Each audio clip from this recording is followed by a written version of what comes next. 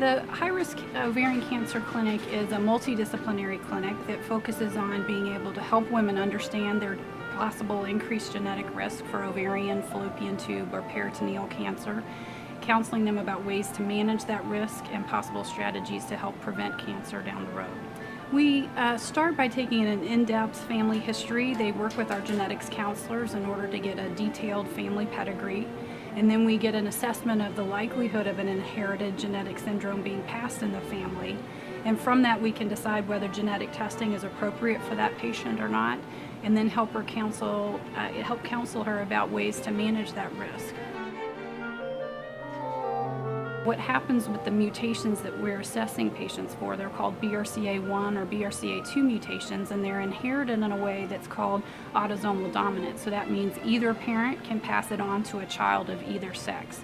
And what's important about that is that it can affect girls as well as boys.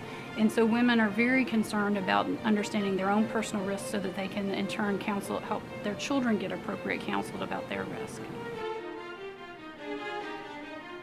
The typical patient who comes to see us has somewhere in her family history ovarian cancer and or breast cancer cases that have made her concerned about her own risk for developing one of those cancers. We've always known that there are families who must have something genetic going on because they have such terrible histories of breast and ovarian cancer, but unfortunately we didn't have good strategies for helping them to manage it.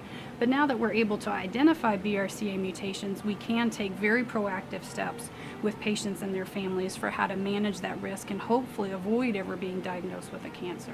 We also want to help the woman who probably inappropriately thinks she's at increased risk for ovarian cancer and may not be making good decisions in her life because she thinks she's at higher risk than she is.